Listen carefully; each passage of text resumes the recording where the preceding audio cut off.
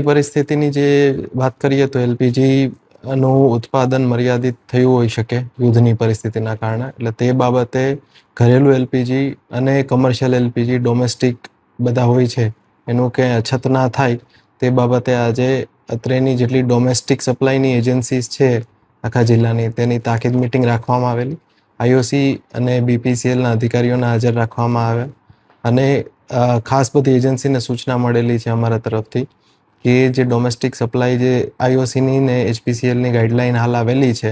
એ મુજબ બધાને મળતી રહે અને કોઈ સંગ્રહખોરી કોઈ જગ્યાએ ના થાય અને તે બાબતે કોઈ ફરિયાદને ના મળે અને નાના વ્યક્તિને કે કોઈ બી ડોમેસ્ટિક યુઝરને પ્રોબ્લેમ ના થાય તે રીતે એની સપ્લાય ચેન મેન્ટેન કરવામાં આવે અને આ બાબતે કે ખોરવાયેલ કે ઉપરથી અછત આવે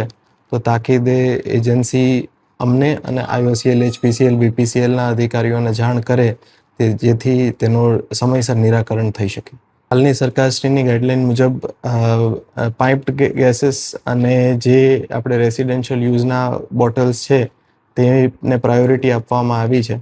કમર્શિયલ બોટલનું જે પ્રમાણે પ્રોડક્શન થશે ને જિલ્લા લેવલ અને એજન્સી લેવલે અવેલેબલ થશે તેમાં આપવાનું છે, પરંતુ તેમાં બી હાલ પૂરતું પ્રાયોરિટીમાં આપણે હોસ્પિટલ છે, સ્કૂલ છે એવા ક્ષેત્રો છે એને પ્રાયોરિટી આપવાનું અમે સૂચન કરેલ છે. સરકારશ્રીની ગાઈડલાઈન મુજબ એ મુજબ જ વિતરણ થાય. તેમજ આ જ્યારે બોટલ આપવામાં આવે છે ત્યારે ડિલિવરી મેનથી લઈને એજન્સી એ બાબતે એકદમ તાકીદમાં રહે કે કોઈ જગ્યાએ આનું સંગ્રહખોરી કે બ્લેક માર્કેટિંગ ના થાય અને જે ફીફો પદ્ધતિ હોય કે જે પેલું બુકિંગ કરાવેલું છે એને પ્રથમ મળવાપાત્ર હોય